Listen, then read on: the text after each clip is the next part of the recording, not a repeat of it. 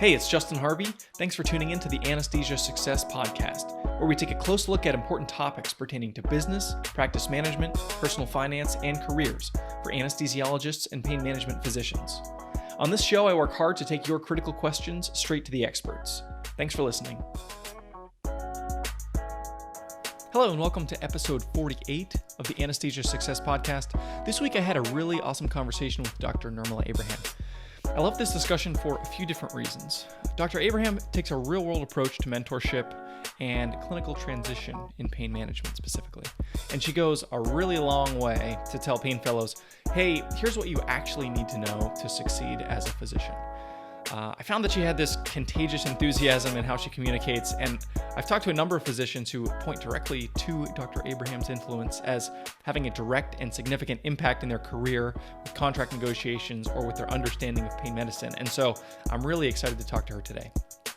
Dr. Abraham did her anesthesiology residency here in Philly at University of Pennsylvania. She did a pain fellowship out in UCLA, and ultimately she made a bold career move to come back across the country to Ohio to start an HOPD pain service from scratch. I really enjoyed hearing her tell this story, and it was clear that we both really want to empower physicians with important information so that they can have really fulfilling careers that they cultivate on their own terms. And Dr. Abraham is really cognizant of trying to preserve physician autonomy and cultivate it and allow it to grow and thrive. And that's something that I really appreciate about her. She literally started working in healthcare as a 14-year-old, so she got exposure to contracts and billing almost 15 years before many of her peers, which is kind of hilarious, and I know that you'll enjoy her insights. Before I get to the interview, though, real quick on some upcoming content, I'm going to take the next two episodes, in episode 49 and 50, to share some of the things I'm seeing right now in pain management physician employment agreements. I've looked at about a dozen of them in the past month or so, and there are some really interesting and important concepts I want to spell out for anyone currently looking at contract. Things are in flux with regards to coronavirus, and I've seen some offers being rescinded and reshuffled, and so we want to talk about some important things there. We're going to talk about RVUs, we're going to talk about income benchmarking, asymmetrical risk for employer and employee in terms of compensation, as well as a few other topics that will either put you to sleep or put tens of thousands of dollars in your pocket.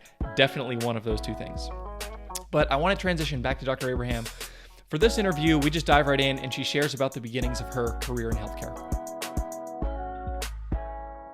You know, as soon as you're 14 and can get a work permit, you know, that's how we roll in our family. It's like, okay, you do what you got to do. Yep. Get a job, be productive, even though you're still in high school, but whatever. Yeah. You know, that's just what you did. Yep. And so as it turns out, you know, family business for me was healthcare. At that point, my father had been in hospital administration in a couple of local hospitals in the DC area, because I was born and raised in Maryland.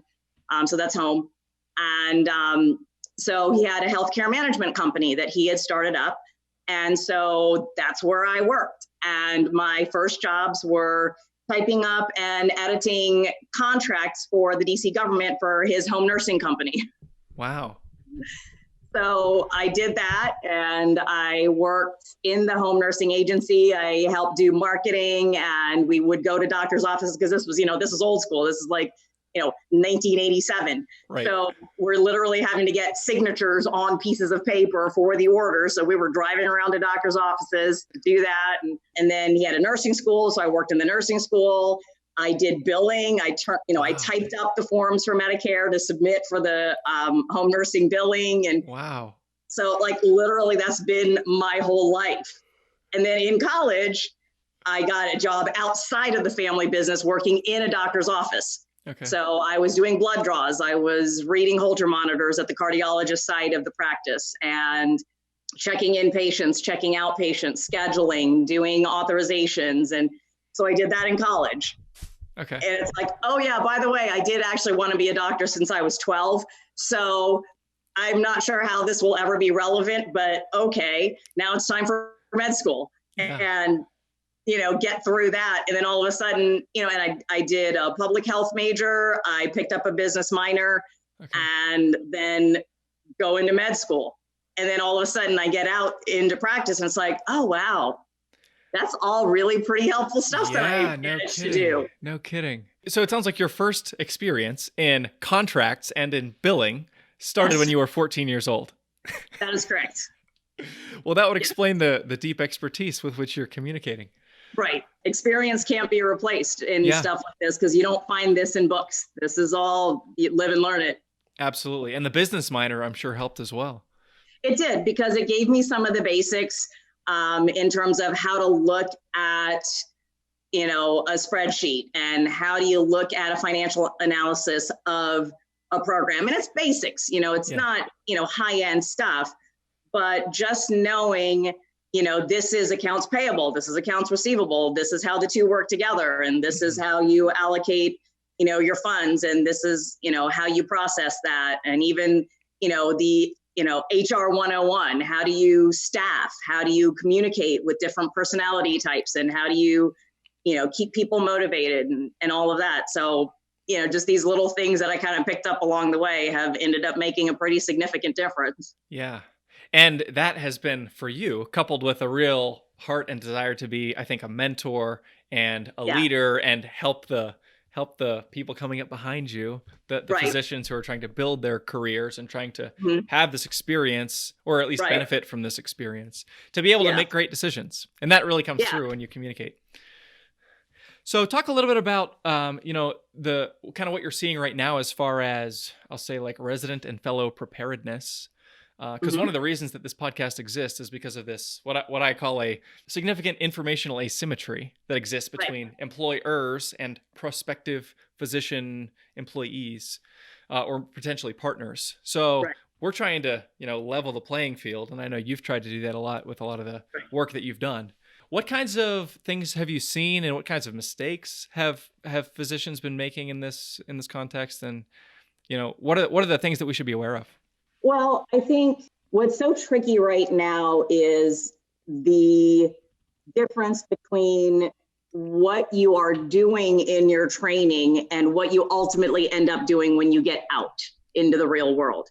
I always catch myself saying, oh, you know, when I was in training, it was so different. You know, like everybody does that. Every generation does that to the next group coming up. But I was one of the last ones that did not have the 80-hour work week. So there were no limits in how long they kept us there. You know, you lived it. And granted, anesthesia was a little bit more forward thinking because we are literally life and death. Yeah. And so they did recognize that, okay, if you've been up all day and all night working, you do need to go home and rest. You're not going to be working for the next 67 hours and then get like 4 hours to sleep and then come right back. It was nuts. I mean, it just, you know, but with anesthesia, that didn't happen. And so we did have that. But in so many ways now, even when I'm watching internal medicine residents go through the hospital where I work, they do have a residency. And I actually did my internship here. That is part of what ended up connecting me back to this community. But you don't get that real world experience. Right. Because you are working a 16-hour shift and then you have to be off for 8 hours and then you come back. And so there is a disjointedness to training now where you didn't have that before. And so you had more time and you had that level of connection to people that was a lot more consistent. So you had more time to get the information across. And there's so much to learn medically and clinically that where do you fit in what needs to be learned to also thrive as a functioning practice. Right. And with anesthesia, OR anesthesia, it's very different because it's usually a very large group. You have a billing company. You don't have an office per se. So you don't have the overhead issues. You're not dealing with that part of it. You know, the HR stuff, you know, that doesn't really apply. And so you're able to have that in, out, you're just there, you do your thing and you go. In pain practice, it ends up being very different because now not only are you not getting the contact hours, but you are going from a field where that wasn't even relevant to the conversation to all of a sudden a 1-year fellowship of how to be in the clinic and run an office practice and an interventional practice, and almost no time to figure that out because you blink and your fellowship is done and then all of a sudden you're joining a group. Right. And then what? Or you try to start up your own deal and then what? Where could you possibly have found the time to learn that? Yeah, and either of those would be sort of polar opposites, probably from a clinical model standpoint, from the academic center doing a fellowship. Right. And then you've got to move to either a smaller pain group or trying to understand Right. how the business of pain medicine and how that works. It's because Yeah. it's much more relevant in yeah. pain, especially. And there's very little. I did a talk recently for a fellowship program who they got some of their pain fellows together, and we were talking about business dynamics of contracts and of Right. different business models and just like the very basic business 101 that you Right. never get in fellowship. Yeah. And so, how does this idea apply to the pain fellows that you see and that you work with? And how do you try to prepare them with these, call them like street smarts? Right. So I basically do it the way I was taught. And I was really, really fortunate to have an amazing mentor, Mike Ferrante. And I first started working with him during my residency at the University of Pennsylvania. And he was the chair of the department there. And I did my pain rotation. And he was just running this phenomenal practice. And it was in the black, busy, basically like a private practice in academics, which is unheard of. That just doesn't happen. That kind of efficiency and that kind of flow, the throughput, it wasn't happening anywhere else. And so I was watching that happen. And I thought, okay, this is pretty awesome. And it made sense because that's how my brain works. I'm kind of programmed that way. My parents gave me the genetics for that business systems approach to everything. Yes. And I am so grateful that they did not try to program that out of me. Because little sidebar, kind of funny story with that is my parents went to a, parent teacher conference, and, the teacher was like, we really love having Nirmala in our class. And, she's so bright and, she's just really a delight. But one thing that we've noticed is that she feels like she needs to be in charge of everything. And this was in kindergarten. Oh, that's amazing. And so thankfully, my parents were like, well, we feel that shows good leadership skills. Yeah. And, and they let it go. They did not try to, I have zero recollection of them ever saying, you know what, you should probably dial that back a little bit, learn how to play nice with others and don't really cause too much, difficulty. They never did that. They were like, hey, be your best all the time. And if that means you're the one that gets to be in charge of stuff because nobody else can figure out how to do it, then go for it. And so, at a very young age, that's just how I was programmed to be. And so that's how I saw the world. And so, I'm looking at ways to be more efficient, to be more effective. And I saw Mike Ferrante doing that in the program. And knowing that that was a direction that I wanted to go with my career, it just really made sense to me to be a part of that, which of course meant that during my CA3 year, he decides to pack up and move to UCLA. So I'm thinking, great. I used to just be able to hop on the train and 2 hours later, I'm in DC and I'm home with my family. Now I got to move back across the country and do this because to me, I felt like the only way that I was really going to get the training that I wanted for my future was to train with him. And so I moved. And so I went to UCLA to do my fellowship.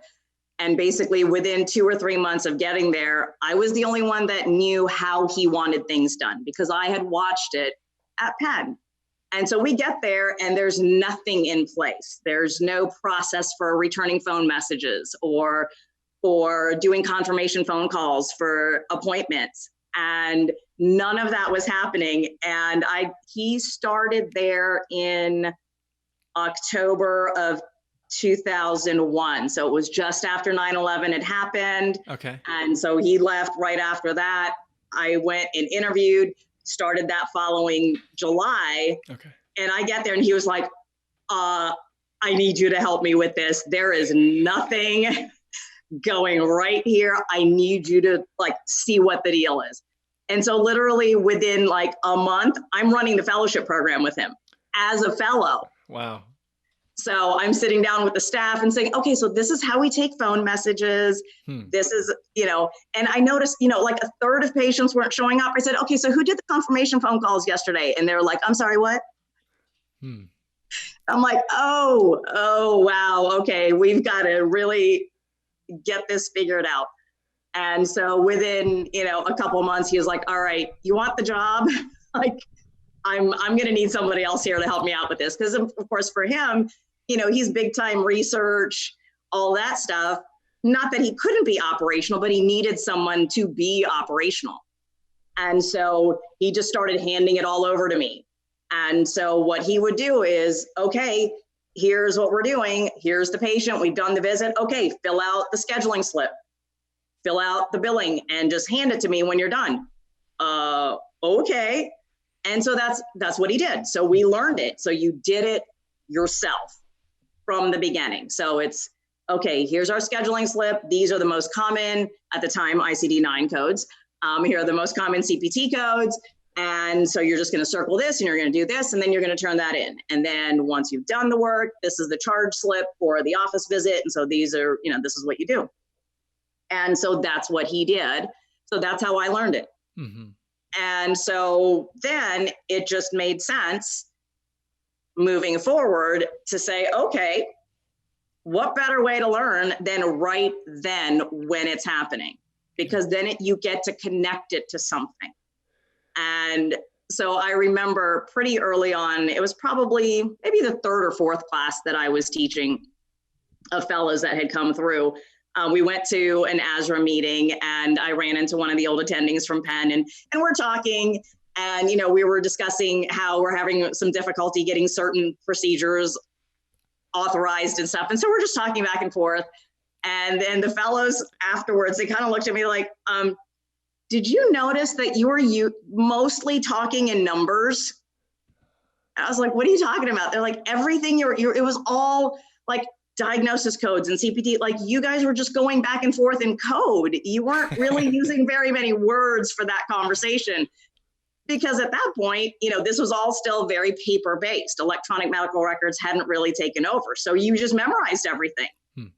And so to them, that was just fascinating. I was like, okay, well, numbers stick in my head. It's not a big deal. I still remember birthdays of people that I went to, third grade with. And so to me, it's like that was just how you were going to learn. So that's how I taught it. I made sure that as each visit was done, I would talk through, okay, this is why we use this code. This is why we are going to phrase the documentation this way. This is how this translates into then being able to get the right authorization, because if you don't have the right codes and you don't have the documentation to match it, then you're not going to get this approved. And that's going to delay you being able to take care of the patient. Mm-hmm. So it was just an every case by case. And, oh yeah, by the way, if you do it this way, it's going to get denied because this information isn't available. Or if you use this code for this procedure, it'll get denied because the last thing we heard from the billing company is that they're not covering it for that diagnosis code anymore.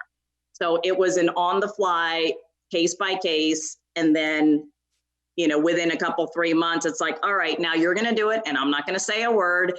And then if I have questions about it, I will ask you and kind of grill you on it. So that was basically what happened to me, how I learned it. And it just made sense to teach it that way as well. Sounds like absolutely invaluable experience and like an irreplicable learning environment where you came in as a resident who understood the operations. And, during your fellowship year, you're probably picking up the clinical skills of doing interventional pain, but you're also sort of teaching people how to run the clinic at the same time. Yeah.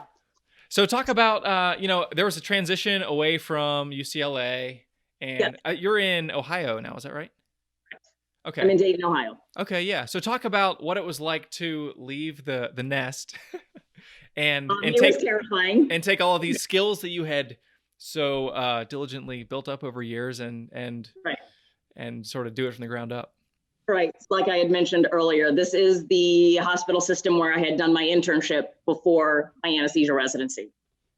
And so basically it was one of those situations where when it becomes clear that God has a different path for your life, it's usually a good idea to listen and not try to do the opposite of where he's trying to send you.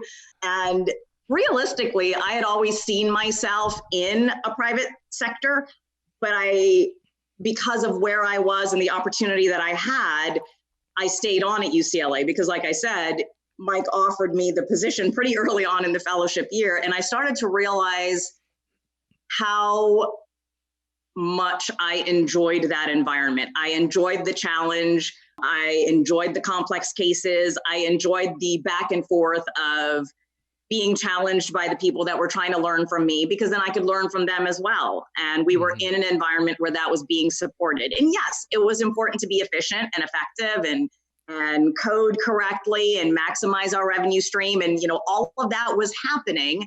And so I didn't feel like I was missing out on that in any way. And then I had the bonus of having people that I could have these conversations with and have this ongoing dialogue of what is the best practice? What can we do that is now cutting edge and different and all of that?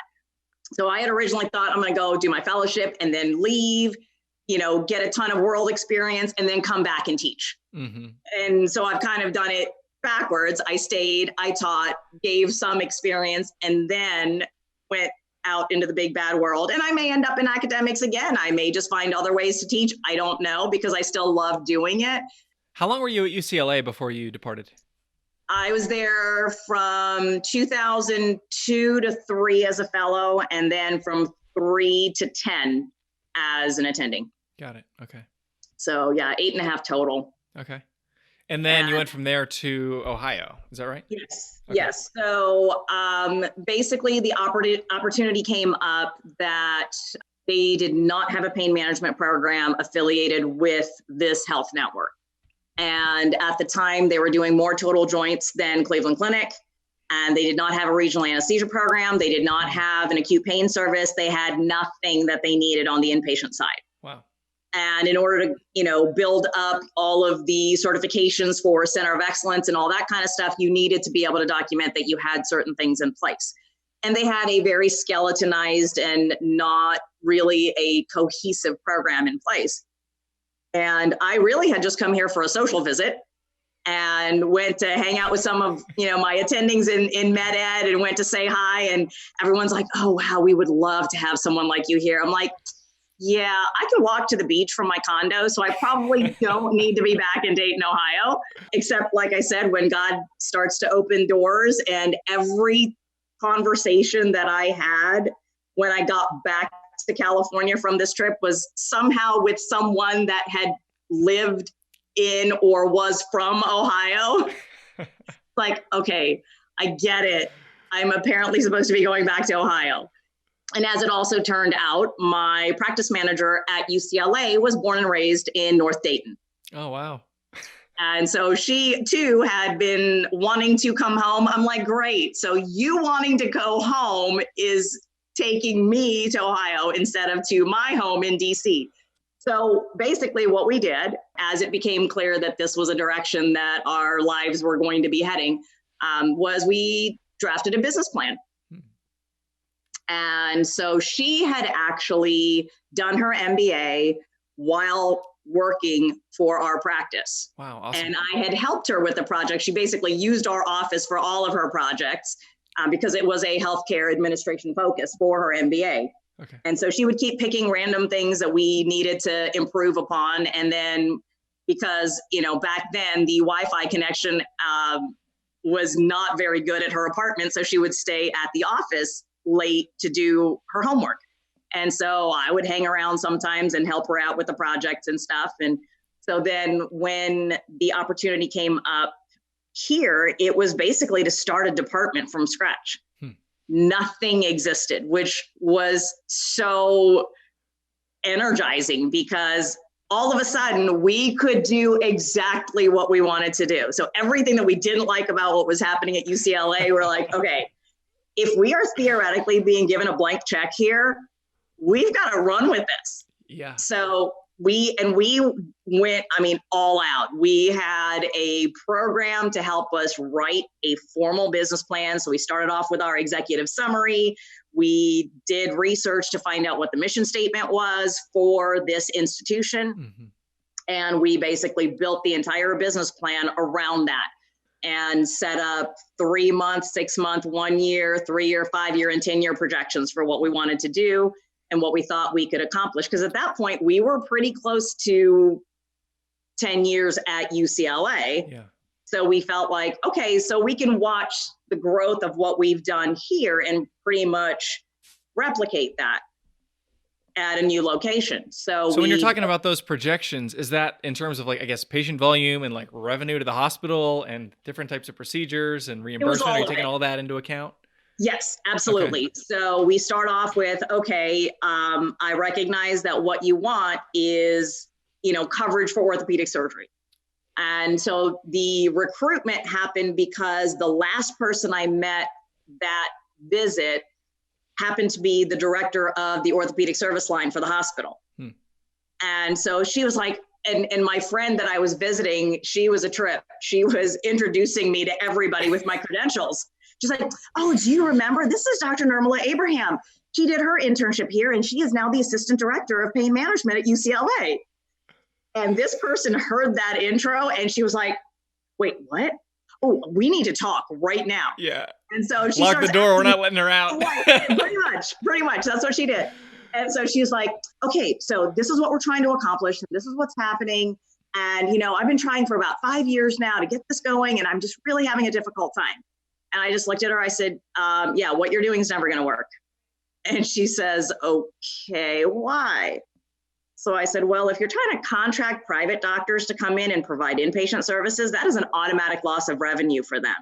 Because every minute they spend in the hospital is time away from revenue generation in their procedure suite or in their own clinic. So you're never going to get anybody to really commit to this. So what you need is a physician that works here, that is going to have a thriving outpatient chronic pain practice that is interventionally based, so they can generate the revenue stream, which will then support the loss that will happen on the inpatient side, because it is going to be a loss on the books, but obviously improved quality of care, improved patient satisfaction, decreasing length of stay, all of those other things will ultimately gain you back and will net you a positive.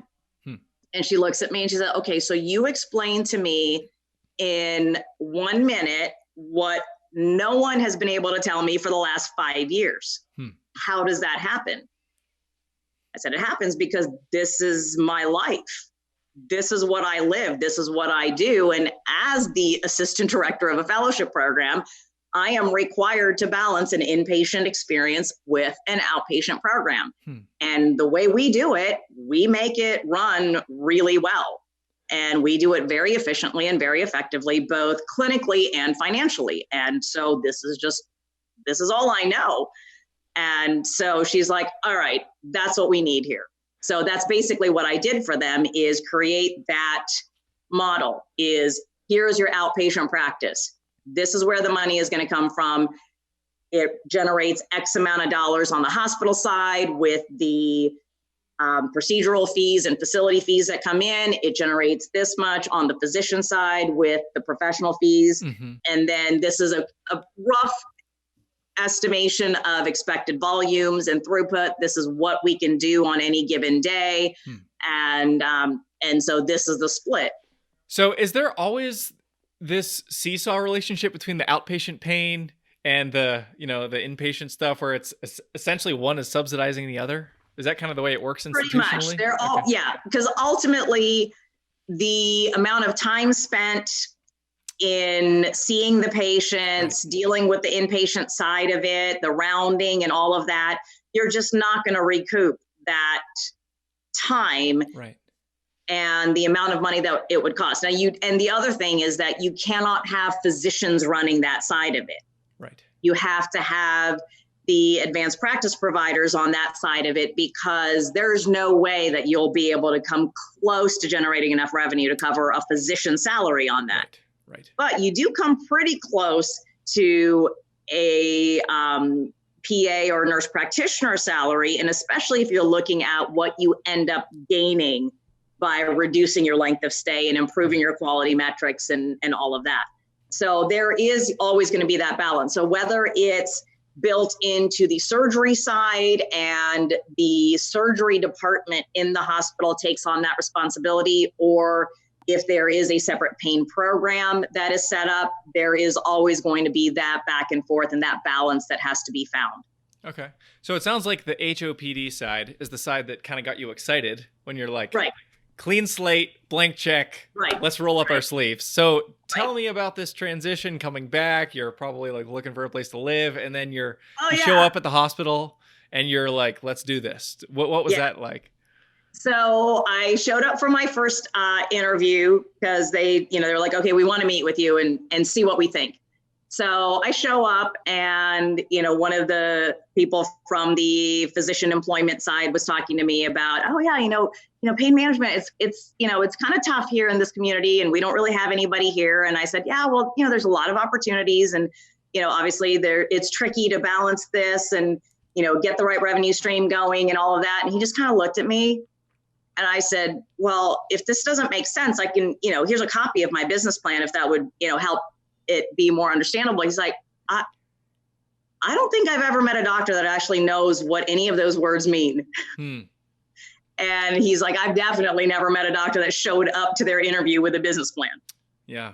And I said, well, that's all I know. Again, it's a brand new department. And to me, there's no better way to explain it than to show you what it looks like on paper. And find that balance of the clinical information to help you understand what we do clinically, combined with what does this provide as an added service and added value to the system. So basically, I did 6 or 7 interviews in one day, and every single one of them ended with, okay, what's it going to take to get you here, and how fast can you move? And so that was in April of 2010. Okay. And I moved out here in December.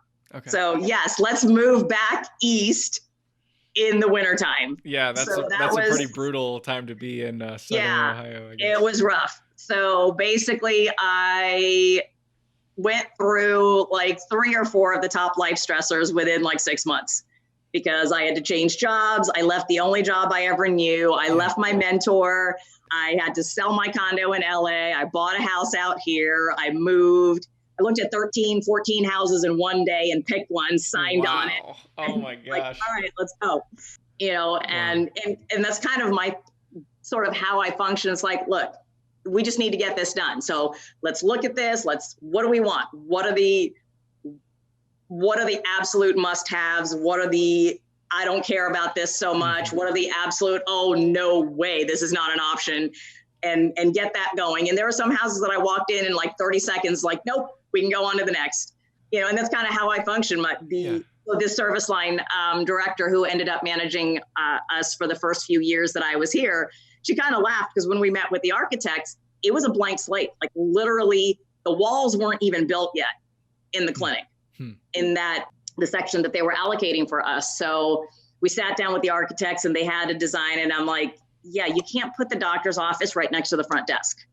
That's a really bad idea. Yeah. So let's redesign this and we're going to do this. And then the interior design person was like, okay, here's some ideas I had. I'm like, okay, that one, not that one. We're going to do that.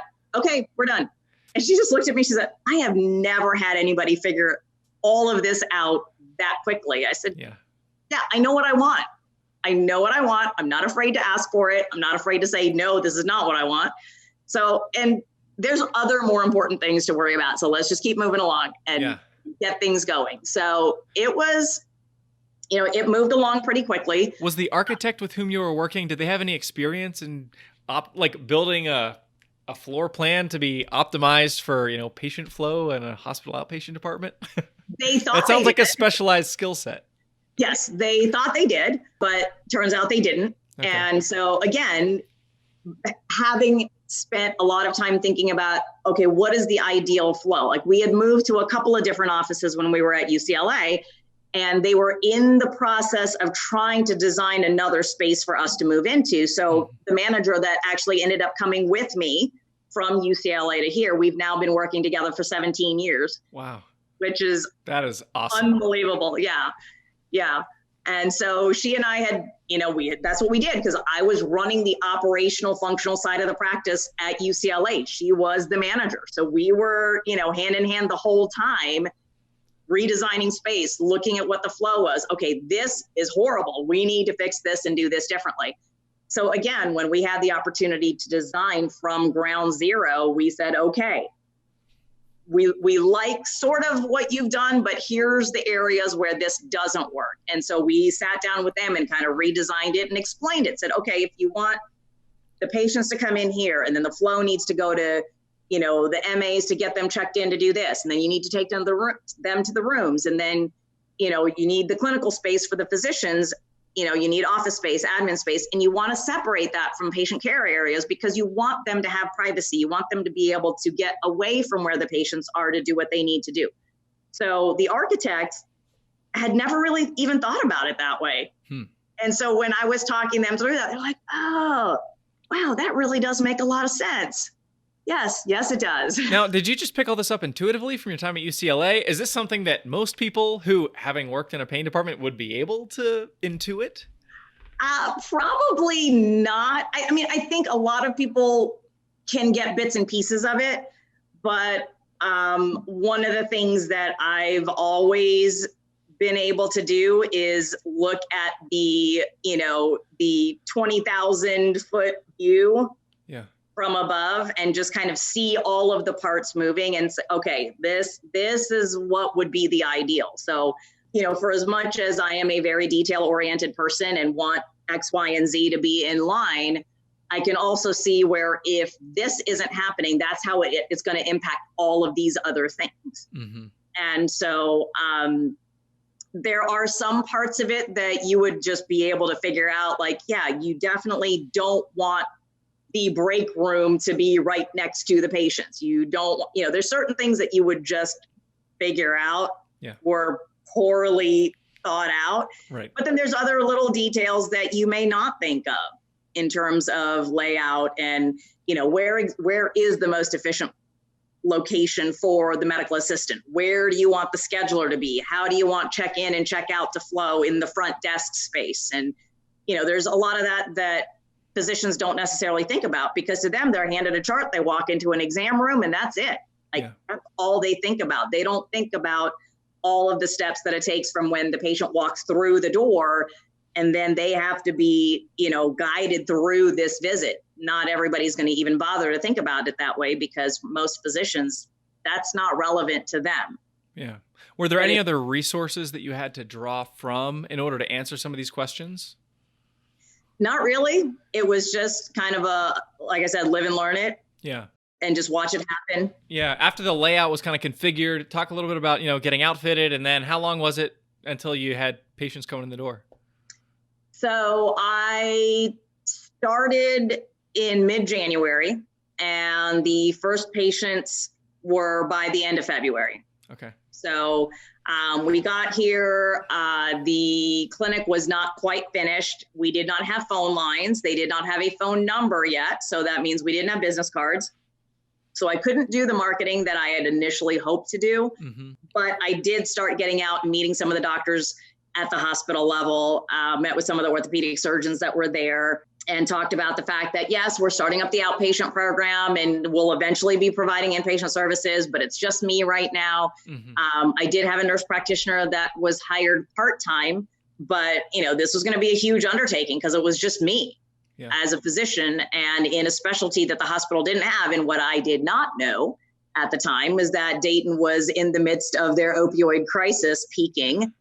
And I had no idea it was that bad. Yeah.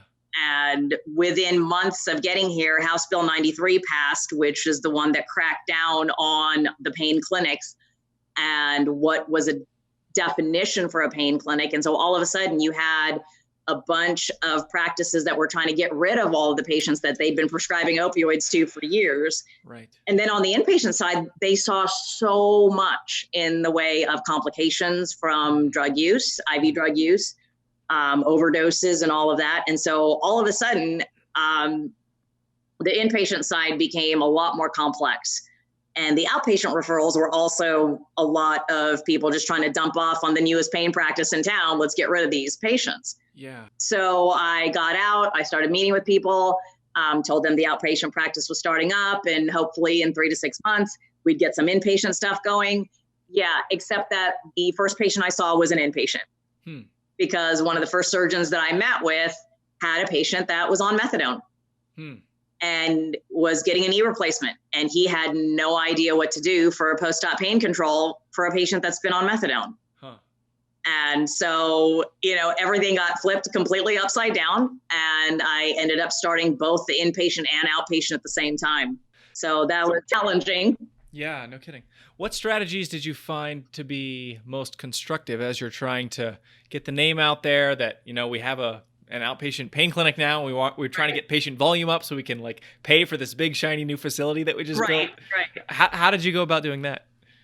So basically, I just had to tell them a little bit about what I was going to be doing and how it was going to be different from the other practices in the community. At the time that I got here, I believe there were 22 or 23 providers that were calling themselves pain management, and only 6 of them, with me included, were actually fellowship trained and board certified. Wow. Everybody else was some variation of primary care, anesthesia, something, and had sort of grandfathered into doing pain management because, they went to a few weekend courses and stayed at a Holiday Inn Express, and all of a sudden they got to call themselves pain doctors. And that's kind of the terrifying thing about the specialty is it is still very fluid in terms of who is allowed to call themselves pain management and the certification that's required. Now, Ohio has tried to tighten up on that, but that doesn't change the fact that there are still several practices that are grandfathered in. And so we still kind of struggle with that. But, I did let them know, yes, I do moderate prescribing, but not a lot. Mm-hmm. This is going to be an interventional focus. My philosophy is functional restoration. And that means we are looking to do things that will actually help the patients be better and be stronger and be more interactive in their lives. And so that happens in a variety of ways, mostly with us doing interventions and things that are going to more directly go after the pathways that are creating the pain, meds when appropriate, treatment oriented, not so much on the opioid side. And, just let them know kind of the range of what I could do. And now, when you're saying let them know, who is the them to whom you refer? So the them was mostly surgeons. I started off meeting with the orthopedic surgeons, spine surgeons. Is this all in the hospital?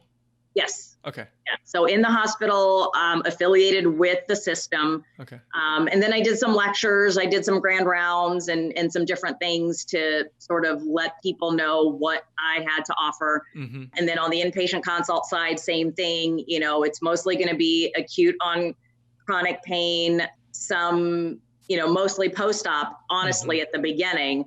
But like I said, the minute they had somebody that they knew was in the hospital, all of a sudden it was like the floodgates, like, oh, this person is addicted to heroin and now they're having a surgery. So you need to take care of that. Okay, not licensed in addiction medicine, not going to be managing the addiction, can help you as much as I can, but there's not a whole lot to offer. So there were a lot of challenges with trying to get the scope more established. And that was hard because at the beginning, everybody wanted a dumping ground. Yeah. They just wanted to be able to hand it off and we don't want to deal with this. We don't want any calls. You just have to handle all of it. It's like, okay, again, I am one person. I am literally on call 24/7. I can't see every single patient that is expected to be seen. Like we have to do more education. Everybody needs to do their part. And it was brutal. I mean, I had some people that would just rip me apart. And for as much as, everyone wants to think that physicians are all very appropriate and very polite, very professional to each other, man, that borderline personality comes right out because if you give them what you want, you are the savior. If you don't, you're Satan. Yeah. And I had people rip me apart. Well, what's the point of you even being here? It's just a waste of time and money to even have you here if you're not going to do what I tell you to do.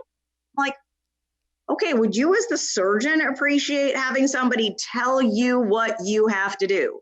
Like, it doesn't work that way, which as an anesthesiologist, we're kind of used to that. That is a little bit of what people think they get to do to us anyway. Yeah. But there were times where it's like, all right, I am going to just have to hold my ground because if I don't, I will get steamrolled. And anybody that joins the group moving forward will just get steamrolled. So it was tough at the beginning. Did you have any low points or points when you were like, I'm in over my head and I'm not sure this thing is going to work? Or maybe a less dramatic version of that? Oh, there were many of those. Yeah.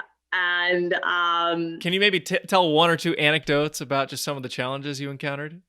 Okay. Yeah.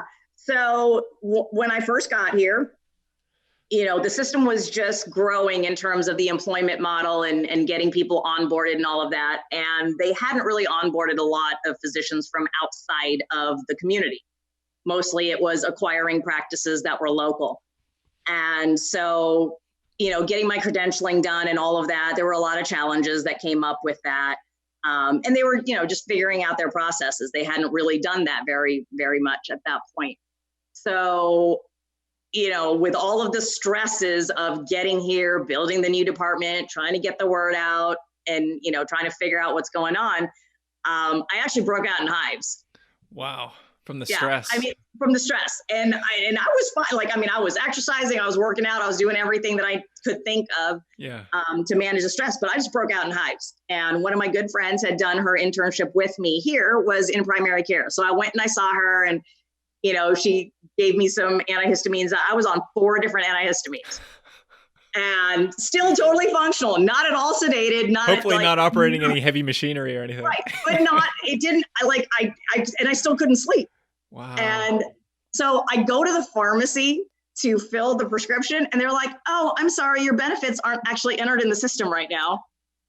And I'm like, what? So I didn't have benefits. So they didn't have me entered into HR. I ended up not getting my first paycheck because payroll didn't have me in there. And it all happened like the day we were supposed to open, there was an ice storm. Oh my gosh. Yeah. It's funny because I'm thinking back to 2010. I was at Villanova in Philadelphia, and I'm thinking about, we called it the Snowpocalypse of 2010. Yes. I don't know if that hit Ohio at all, but we got like that 2 days in a row where it was like 12 inches of snow both days. And it was just very extreme weather. 10, this was 10 going into 11. And I can't remember. We didn't get a ton of snow, but we had a lot of ice. Okay. But yeah, it was bad. It was bad. And I'm like, okay, I must be, all I had to keep telling myself was, all right, I must be doing something right because the universe is trying to destroy me right now. Yeah. So clearly I'm on the right path. Yeah. I just need to figure out how to manage this. So like little things like that would happen. And I'm like, okay, I'm good. I'll be fine. I think it says a lot about your personality that's how you interpret that. That as things get tougher, you're like, this is a sign that I need to keep going. Right. Yeah. And people would look at me, they're like, are you serious about that? Like, hey, you know what? This is how I'm choosing to cope with this right now, because the other option would be to curl up into a little ball in a corner and cry. Right. And that's not me. So we're going to go with this instead. So there were, things like that happened. It was tough building up the patient volume. It took time. And the starting over, being 8 years out of training and, just having to build up everything, it was tough because there was that part of me that was like, okay, maybe I do need to just start taking everything and not, screen patients and not be more careful about what I'm letting into the practice. But then I just knew that was going to set me up for more problems in the future. So I just made the choice to say, okay, we're going to stick with our vision, with our plan, with how we want to do things. And then just let that eventually build up into a reputation that makes people want to send their patients here. And it worked. It was not easy at the beginning. And there were definitely times where I felt like, I don't know if this is going to go anywhere. I would go to some of the meetings with orthopedic surgeons and the top operating surgeon wouldn't even talk to me. Because, and understandably, because they've been burned so many times by people that had come in and said they were going to do pain management for them. And then they didn't. They would be there for 8 months, a year, and then they'd bail. And so he didn't have any faith that this was actually going to play out. So he was like, why am I going to bother? But I would keep showing up at the meetings and working with them. And then I had a second nurse practitioner that joined me at the end of 2011. And she was amazing. Had a ton of experience doing pain management at one of the other hospital systems in the community. and mostly on the inpatient side. And so she was helping me looking at the order sets for all the different surgical service lines and kind of revamping things and kind of building up some of the gaps that they had here. And she turned to me maybe 2 or 3 months into being there. And she just looked at me. She's like, what were you thinking? I was like, what? And she's like, this job, what is the matter with you? What were you thinking taking this job and taking on all of this? Like, this is insane. I said, well, I just figured when the time was right, the right people would show up, and here you are. So off we go. Yeah. And she's like, okay, but you're nuts. Like, you're insane. Okay, maybe I am, but that's probably what it takes to do this job. So I'm okay with that. And within a year and a half, that same surgeon that wouldn't even, acknowledge my existence, all of a sudden wouldn't do anything if I wasn't there. Like, as soon as there was something that had to happen with pain management, he was like, well, what does Dr. Abraham think? And I'm like, okay, well, what about this? Okay, that's good. We'll do that. And when they had to revamp some policies with extended care and home care and things like that, part of it was going to revolve around how do we make sure that we transition the right pain processes and protocols from the inpatient side to the outpatient side. And he was like, well, Dr. Abraham has to be at that meeting because that's going to be really important for us to transition that over as well. So that was huge. Being able to win someone over like that was really gratifying. And it did also then lend a lot of credibility to the work that had been done. So that was a big win. Cool. Well, thank you very much for sharing your story, Dr. Abraham. It's been a pleasure speaking with you. I have one more question that we'll close with. Sure. And yours is a pretty remarkable story. I love the fusion of like entrepreneurship and medicine and being able to construct this vision that you had. It sounds like a really unique and exciting opportunity. And I would love to hear just a little story or anecdote about a little snapshot into this process when in the midst of, maybe it was like having hives and like the architect doesn't know what they're doing, like a lot of things, there's a lot of challenges, relationships with surgeons all along the way. There's a lot of, you said it, like things are just very, very challenging. Right. Tell me about a little snapshot of a moment you had, whether it was with a patient or talking to a surgeon or whatever, when you said, you know what, I can see, I think this is going to work. I think we're going to make it through. I think that I'm going to see ultimate validation of all of my efforts. Right. So, I mean, there's so many of those that happen, at multiple levels. And for me, because I had the academic portion of my life where I did have that opportunity to be a mentor and to have people go through the educational process with me, combined with the private sector where I had more of the professional dynamics. I think on the academic side of it, one of the most amazing moments for me was actually this past fall for ASRA. Dr. Andrea Nickel, who was the program chair, was one of my fellows at UCLA. Wow. And so that was huge for me, for both of us, and for women in pain medicine, because I was the last female program chair in 2007. Wow. And so there had not been a female chair for the fall meeting since me and then her. Wow. And so that was huge to have her do that, because I was like, yes, it matters. It totally matters that, we got a good, strong woman into our fellowship program and got her trained, and she is doing so amazingly well at Kansas. And then for what she's doing and what she's accomplishing in the academic world of pain management, that for me was just like, okay, yep, what I did, the time I spent in academics, totally worth it. Just completely made that time worthwhile, because that is, to me as a teacher, the most important thing is that the next generation that comes up behind me is going to set a good and strong example for what needs to happen and how it needs to happen. So that for me on the academic side was amazing. On the professional clinical side, definitely, like having that surgeon go from not wanting to communicate to feeling like, wow, this is so great to have you here and we want to make sure we keep you involved. that was a big moment. And there were several like that where, the nurse practitioners that I would work with, they're like, yeah, we're having such a tough time, getting these doctors on board and getting them to see the value of what we're doing on the inpatient side. And, just being able to communicate with them and having those moments of, look, you remember this patient, you guys were having a really difficult time. And they're like, oh yeah, this, why don't you come to our next meeting and let's talk about what we can do. And so having those opportunities to make those connections and help the program advance, that's been huge. And I think one of the things that we had also talked about at the meeting last fall was what brings you joy. Yes. And so I was going through my Marie Kondo phase of if there's something in your life that's not bringing you joy, then you need to get rid of it. And that's not the way that most people think of their career. Yeah. But I also feel like in medicine, we have to sacrifice so much to get to where we are. Most people are basically picking up the equivalent of a mortgage in school loans, if not more. And that is a huge burden that you carry with you, because if this is what you decide you want to do, this is what I wanted since I was 12.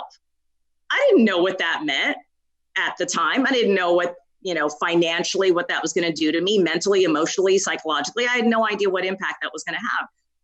But what I do know is if I was not willing to give a piece of me to this job, people would be able to tell. And it would be noticeable. And so, at the beginning, there's a big part of it, especially now, that ends up being about, I got to make money. I got to feed my family. I want to actually drive a car that's not 15 years old. I want to live in an actual house, not an apartment. There's all these things that you want to be able to transition into. So at the beginning of the career, a lot of times it's, I got to make the most money that I can possibly make. Okay, but sometimes you end up having to do things that are not necessarily in the best interest of the patient or of medicine in general to get there. And we all know the stories of people that have had questionable ethics and what they've done and where they ultimately end up. And my fellows, they would ask me about that all the time, because especially in LA, there was a lot of people doing shady stuff. Yeah. And so I would tell my fellows, look, if I find out that you're doing any of this, I will come to your office. I will snatch that diploma off your wall, because I will not have you saying to anybody that you trained with us and then you're doing that. So like figuring out how you want to live your life, what are your priorities, and then making sure that you pick a position that is going to make sense for you. So if what you want is to be connected professionally and to be involved with education, then you go that path. If what you want is to be in the private sector and you want to have more of a business model and you want to do that, then you look for that. But knowing who you are as a human and then who you want to be as a physician and kind of putting that together is going to be very important, because medicine will suck the life out of you very quickly with what's happening right now. And just today, I had one of the most amazing little moments with a patient, because it's somebody I've been taking care of for a couple of years. I take care of his wife as well.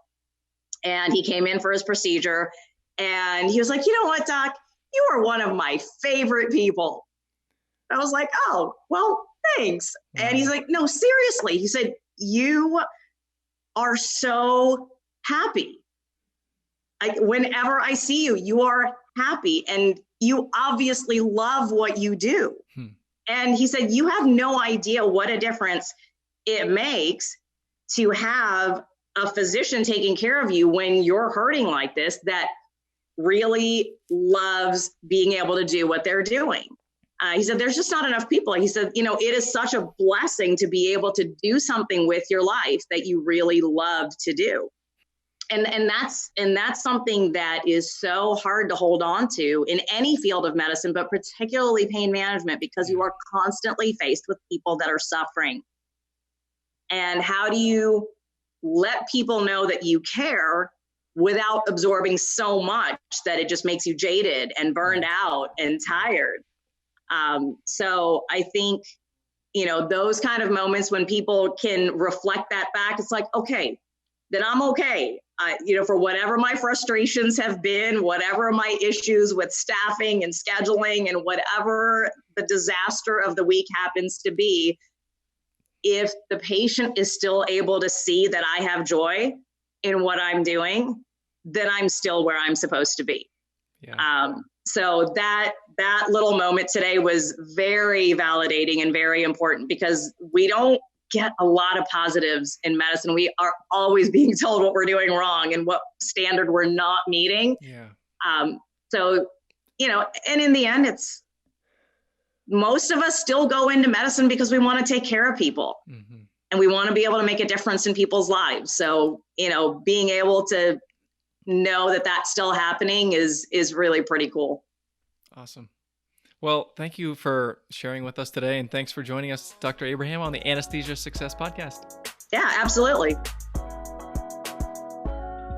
If you liked what you heard this week, head on over to anesthesiasuccess.com, where you can find more content and free resources to help you build a successful career in anesthesiology and pain management. If you wanted to leave a review in iTunes, I would also really appreciate it. Thanks for using some of your valuable time to join me today on the Anesthesia Success Podcast.